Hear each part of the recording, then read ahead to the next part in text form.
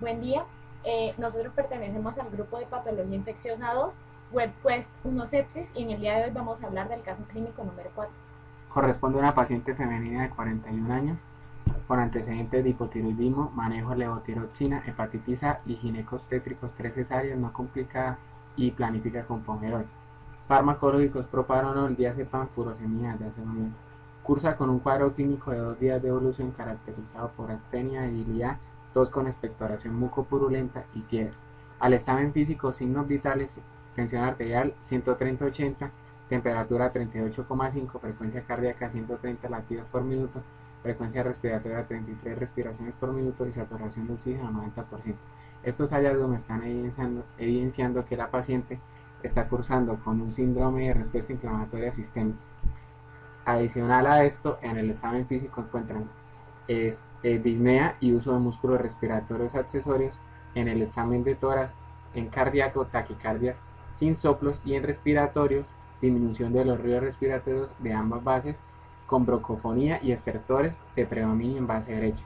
Exámenes complementarios: un electrocardiograma con taquicardia sinusal y un RX de tórax que evidencia consolidación neumónica bilateral basal.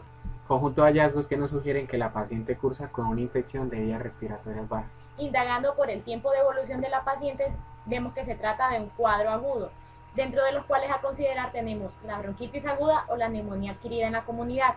Dentro de la bronquitis aguda tenemos que afecta a poblaciones con edades extremas, niños y ancianos. La etiología es principalmente viral, entre los cuales destacan el virus de la gripe tipo A y tipo B para influenza y virus sincitial respiratorio. Y en cuanto a bacterias, tenemos que no hay evidencia que sean agentes causales, generalmente sobreinfectan bronquitis virales y eso genera bronquitis purulenta. Clínicamente podemos encontrar fiebre, taquicardia y taquipnea, y el resto del examen físico puede ser normal, aunque sin evidencia de consolidación podemos pensar en una bronquitis no complicada. Y cuando hay evidencia de consolidación, las guías de práctica clínica sugieren que primero se descarte una neumonía adquirida en la comunidad,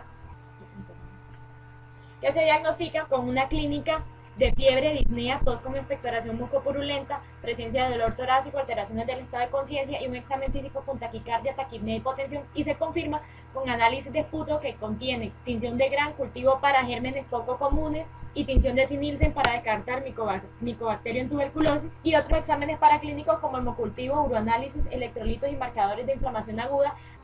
Adicionalmente, se deben realizar exámenes como la radiografía de tórax y paso seguido clasificar al paciente según el grupo al que pertenezcan, sea 1, 2 o 3. Nuestra paciente corresponde al grupo de pacientes que debe hospitalizarse para su manejo, específicamente grupo 2A, sin factores de riesgo para gérmenes no comunes, dentro de los cuales tenemos enterobacterias, Moraxella catarrhalis, Staphylococcus aureus, Legionella pneumófila y Mycobacterium tuberculosis. Y dentro de los más comunes, Haemophilus influenza, clamidia pneumonia y el responsable del 80% de las neumonías adquiridas en la comunidad, que es el Streptococcus pneumoniae, que se caracteriza por ser cocos gram positivos lancelados que forman cadenas cortas o parejas, anaerobio facultativo. Se consideran patógeno oportunista porque es flora normal en la faringe del 40% de los adultos, produce neumonía, meningitis y bacteriemias, es inmóvil, produce hemólisis alfa.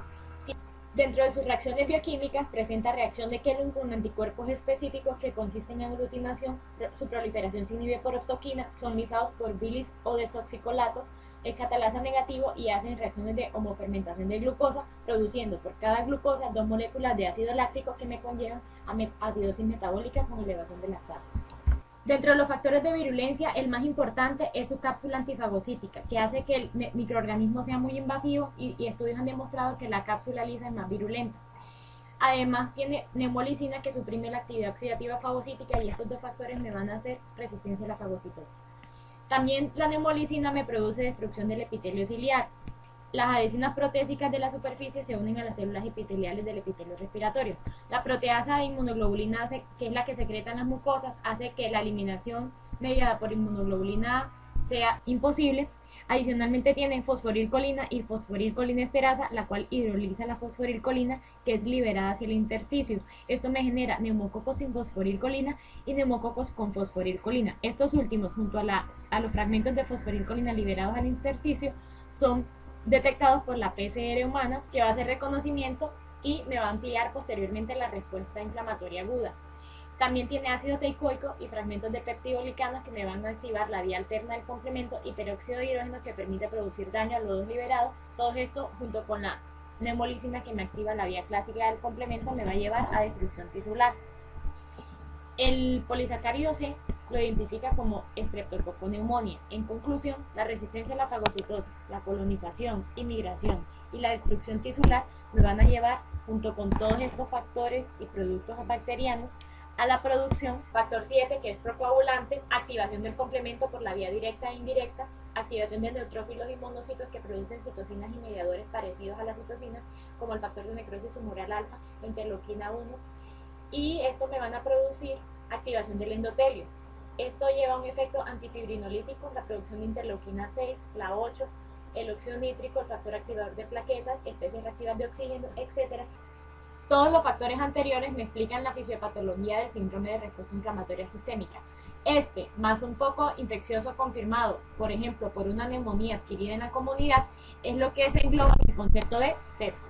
Los criterios diagnósticos son fiebre mayor a 38,3 grados centígrados o hipotermia menor a 36 grados centígrados, una frecuencia cardíaca mayor a 90, taquipnea, estado mental alterado, un edema importante, un equilibrio positivo de fluidos y la hiperglucemia. En las variables inflamatorias está la leucocitosis mayor a 12.000, leucopenia menor a 4.000, callados en más del 10%, la proteína C reactiva y la procalcitonina mayor a 2 desviaciones estándar. Las variables hemodinámicas son la hipotensión, una sistólica menor a 90 o una presión arterial media menor a 70 o una disminución de la sistólica mayor a 40 miligramos de mercurio en adultos o inferior a 2 desviaciones estándar por debajo de lo normal. Los criterios para sepsis grave me están reflejando una hipoperfusión tisular o difusión orgánica inducida por sepsis y son la hipotensión, el lactato elevado, la anuria, la creatinina mayor a 2 miligramos de cilitro o una lesión pulmonar con una presión de oxígeno y una FiO2 mayor a 250 en ausencia de neumonía, coagulopatía, bilirrubina mayor a 2 miligramos de cilitro y un recuento de plaquetas menor a 100.000 o la lesión pulmonar aguda con una presión de oxígeno y una FiO2 menor a 200 como un foco de neumonía. La sepsis grave también puede avanzar a falla multiorgánica que tiene unas variables que no las está presentando esta paciente. Después de falla multiorgánica está el shock séptico, que es la sepsis grave sumada a hipotensión que no se revierte con reanimación de fluidos y me lleva a la muerte. En esta paciente no está esto, por lo tanto se considera que el manejo debe ser para sepsis y no está en fase grave. El tratamiento para sepsis empieza con el tratamiento soporte, una reanimación inicial con manejo de líquidos, un bolo de cristalóide de 1,5 litros a 2 litros, bicarbonato según el nivel de acidosis láctica y el monitoreo hemodinámico.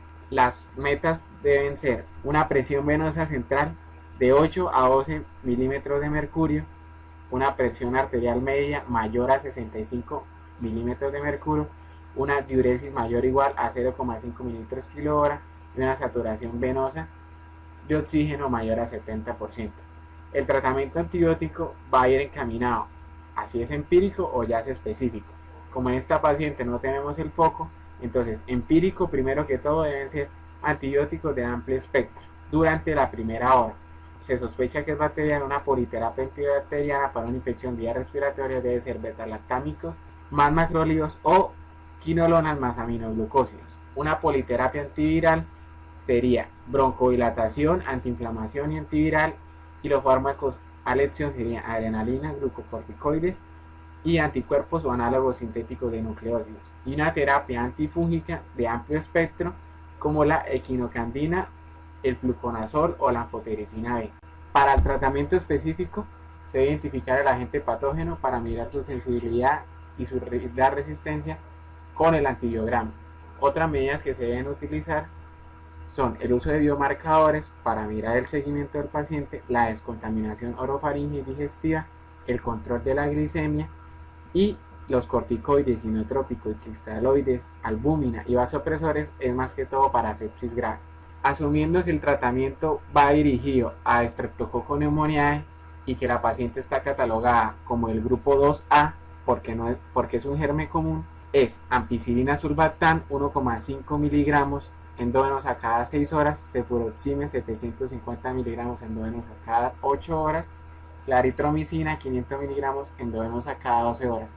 Estos fármacos no tienen interacción con los que la paciente estaba tomando antes de tener esta patología. Se evalúa la respuesta de 48 a 72 horas. Si tiene una respuesta adecuada porque desapareció síntomas y signos, se considera de alta, y si no tiene respuesta inadecuada o tiene síntomas o signos de sepsis grave, se debe evaluar si la causa es infecciosa por bacterias no habituales o tiene una complicación extrapulmonar, y si no es infecciosa, entonces se puede mirar si son neoplasias, un trombolismo pulmonar, atelectasias, edema pulmonar de otra causa, bronquiolitis, una hemorragia alveolar o una neumonitis por medicamentos o neumonía eosinofílica.